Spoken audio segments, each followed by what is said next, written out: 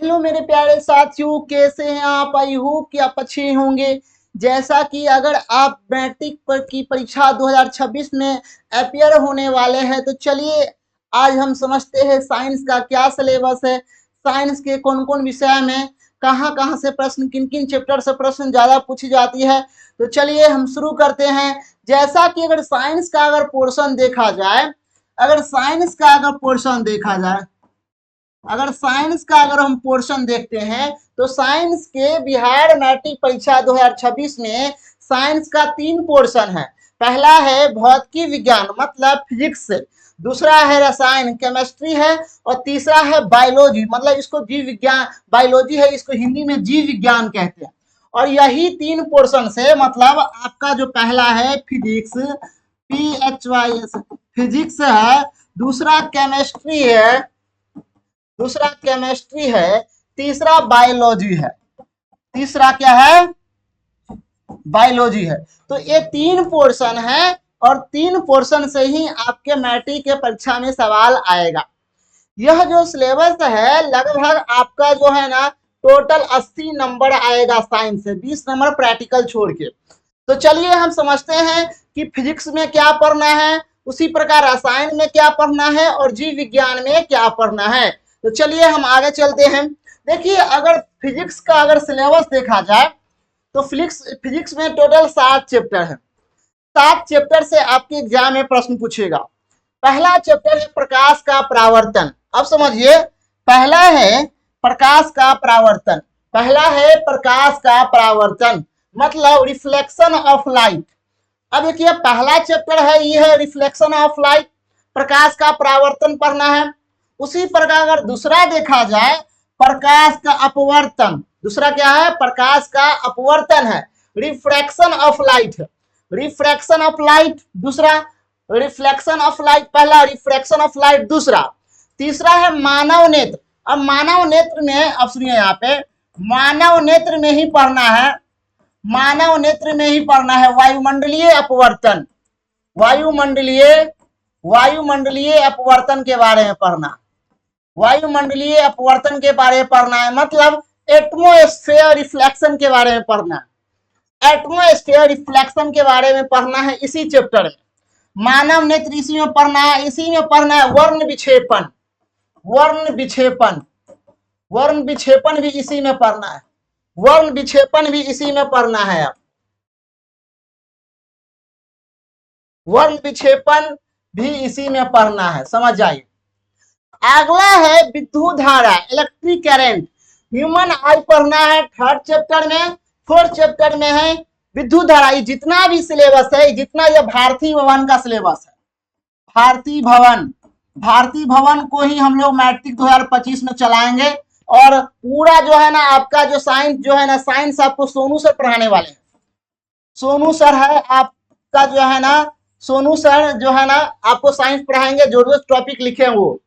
और जितना पढ़ाएंगे सर सोनू सर, ये सब भारतीय भवन पे आधारित पढ़ाएंगे, क्योंकि बिहार बोर्ड मैट्रिक परीक्षा साइंस में जो है ना भारतीय भवन क्या करता है, साइंस के टॉपिक को बांट दिया है। और जैसे में अगर देखा जाए तो यहाँ मानव नेत्र में जो है ना, मानव नेत्र में क्या वो चैप्टर आ जाएगा, जिसमें ये आ जाएगा मानव नेत्र वायुमंडलीय अपवर्तन आ जाएगा, प्रकाश का वर्ण विक्षेपण आ जाएगा, ये सब आ जाएगा। अब भारतीय भवन को ही हम लोग पढ़ाएंगे और मैट्रिक परीक्षा 2025 में भारतीय भवन से ही सबसे अधिक प्रश्न बिहार बोर्ड पूछती है। चौथा चैप्टर है विद्युत धारा। विद्युत धारा में इलेक्ट्रिक करंट पढ़ना है, इलेक्ट्रिक करंट विद्युत धारा चैप्टर बहुत बड़ा चैप्टर है। और इसी चैप्टर से, अब इस चैप्टर से विद्युत धारा जो है चैप्टर से, ये वाला जो चैप्टर है विद्युत धारा जो चैप्टर है, इस चैप्टर से सबसे अधिक प्रश्न पूछ लेता है बिहार बोर्ड। मतलब विद्युत धारा चैप्टर एक महत्वपूर्ण चैप्टर है विद्युत धारा। आगे है विद्युत धारा के चुंबकीय प्रभाव, मतलब विद्युत धारा के चुंबकीय प्रभाव चैप्टर नंबर 5 में आपको पढ़ना है। Magnetic effect of electric current, इसको इंग्लिश में कहेंगे magnetic effect of English current पढ़ेंगे। आगे ऊर्जा के स्रोत मतलब रिसोर्स ऑफ एनर्जी पढ़ेंगे, जो चैप्टर नंबर 6 है। यहां से भी लास्ट चैप्टर से भी क्वेश्चन पूछ लेता है। और 7वां है प्रायोगिकी, मतलब ये लास्ट में प्रैक्टिकल आपको देगा, जितना पढ़े उसका लास्ट में ऑब्जेक्टिव बनाकर आपको देगा बनाने के लिए और सही करने के लिए। तो लास्ट में हमें प्रैक्टिकल पढ़ना। तो ये हमारा फिजिक्स का जो है ना चैप्टर है, फिजिक्स का सिलेबस है। पहला है प्रकाश का परावर्तन, रिफ्लेक्शन ऑफ लाइट। दूसरा है प्रकाश का अपवर्तन, रिफ्रैक्शन ऑफ लाइट। तीसरा है मानव नेत्र, ह्यूमन आई, इसमें ही पढ़ना है, मानव नेत्र में ही पढ़ना है। वायुमंडलीय अपवर्तन के बारे में पढ़ेंगे। इसके बाद लगभग यहाँ से 15 से 20 क्वेश्चन पूछेगा इस चैप्टर से खाली। विद्युत धारा चैप्टर से ऑब्जेक्टिव और सब्जेक्टिव मिलाकर लगभग 15 से 20 क्वेश्चन यहाँ से पूछ लेगा। विद्युत धारा की चुंबकीय प्रभाव रहेगा। इसके बाद ऊर्जा के स्रोत और लास्ट में रहेगा आपका प्रैक्टिकल रहेगा। चलिए आगे देखते हैं। आगे अगर देखा जाए तो आगे है रसायन विज्ञान, केमिस्ट्री है। आगे अगर केमिस्ट्री की अगर बात करते हैं, केमिस्ट्री की अगर बात किया जाए तो पहला चैप्टर आएगा रासायनिक अभिक्रिया एवं समीकरण, मतलब रासायनिक अभिक्रिया पढ़ना है पहला चैप्टर और समीकरण। इसको इंग्लिश में केमिकल रिएक्शन एंड इक्वेशन कहते हैं। दूसरा है अम्ल, भस्म तथा लवण। अम्ल, भस्म तथा लवण मतलब acid and base and salt, acid base and salt पढ़ना है। आगे है धातु एवं अधातु, यहां से भी बहुत वीवीआई चैप्टर है। धातु एवं अधातु, metal and non metals, metals and non metals पढ़ना है तीसरा चैप्टर में। चौथा चैप्टर बहुत ही महत्वपूर्ण चैप्टर है। चौथा चैप्टर बहुत ही महत्वपूर्ण चैप्टर है। चौथा चैप्टर कहता है कार्बन तथा इसके यौगिक, मतलब कार्बन एंड कंपाउंड, कार्बन और कार्बन के यौगिक के बारे में पढ़ना है। कार्बन एंड कंपाउंड के बारे में पढ़ना है फोर्थ चैप्टर में। 5 चैप्टर का रहा, 5वां चैप्टर का रहा तत्वों का आवर्ती वर्गीकरण, मतलब इसमें पीरियोडिक टेबल पढ़ना है, पीरियोडिक क्लासिफिकेशन ऑफ एलिमेंट, मतलब तत्वों का जो है ना, तत्वों का वर्गीकरण के बारे में पढ़ना है लगभग 5वां चैप्टर में। और छठा चैप्टर है प्राकृतिक संसाधन का प्रबंधन, management of natural resource, management of natural resource मतलब। और लास्ट में एक और चैप्टर आपको पढ़ना है। लास्ट में अगर देखा जाए, लास्ट में एक चैप्टर पढ़ना है प्रैक्टिकल, प्रैक्टिकल लास्ट में आपको पढ़ना है। प्रैक्टिकल लास्ट में आपको करना मतलब प्रायोगिकी, प्रायोगिकी, प्रायोगिकी चैप्टर आपको लास्ट में पढ़ लेना है बुआ। ये हमारा केमिस्ट्री का सिलेबस हुआ। रासायनिक अभिक्रिया एवं समीकरण first chapter, acid base and salt third chapter, metals and non metal fourth chapter, carbon and compound fourth chapter, classification of element, classification of element पढ़ना है, समझ जाइए। Periodic classification of element 5 chapter और मैनेजमेंट ऑफ नेचुरल रिसोर्स के बारे में छठा chapter पढ़ेंगे। और 7वां पढ़ेंगे प्रैक्टिकल, लास्ट में ऑब्जेक्टिव क्वेश्चन पढ़ेंगे इसका। आगे अगर देखा जाए बायोलॉजी का, बायोलॉजी में अगर देखा जाए, बायोलॉजी में अगर देखा जाए तो बायोलॉजी में लगभग 8 चैप्टर है। पहला चैप्टर है जैव प्रक्रम एवं पोषण, न्यूट्रिशन बायो प्रोसेस पढ़ना है पहला चैप्टर। दूसरा है जैव प्रक्रम का एक भाग बांट दिया है भारतीय भवन, इसको अलग अलग कर दिया है। अब देखिए पहला चैप्टर में, दूसरा चैप्टर कह रहा है श्वसन, यह भारतीय भवन है, यह भारतीय भवन, भारतीय भवन जो पुस्तक है ना, उसी पुस्तक का यह सिलेबस है। लेकिन अगर आप एनसीईआरटी में जाइएगा, एनसीईआरटी और एससीईआरटी में जाइएगा तो इसका सिलेबस अलग हो जाएगा, मतलब टॉपिक चेंज हो जाएगा। मतलब जैव प्रक्रम में ही श्वसन और परिवहन उत्सर्जन दे देगा, मतलब इसी में इस जो 3 चैप्टर है इसमें इंक्लूड कर देगा, इसी में इंक्लूड रहता है एनसीईआरटी में। लेकिन भारतीय भवन जो है ना इसको अलग अलग कर दिया ताकि पढ़ने में, अध्ययन करने में आसान हो। दूसरा चैप्टर में पढ़ेंगे श्वसन, तीसरा पढ़ेंगे परिवहन, पढ़ेंगे ट्रांसपोर्ट, पढ़ेंगे रिस्पिरेशन पढ़ेंगे। देखिए पहला है जैव प्रक्रम पोषण, न्यूट्रिशन ऑफ बायो प्रोसेस पढ़ेंगे। दूसरा है रिस्पिरेशन पढ़ेंगे, श्वसन पढ़ेंगे। तीसरा है परिवहन, परिवहन पढ़ेंगे, ट्रांसपोर्ट के बारे में पढ़ेंगे। उत्सर्जन, चौथा है उत्सर्जन, एक्सीरेशन, उत्सर्जन के बारे में पढ़ेंगे। 5वां अगर देखा जाए मेरे प्यारे बच्चों, नियंत्रण एवं समन्वय, कंट्रोल ऑफ कोऑर्डिनेशन, मतलब कंट्रोल ऑफ कोऑर्डिनेशन पढ़ना है हमको 5वां चैप्टर में, हमें 5वां चैप्टर में पढ़ना है।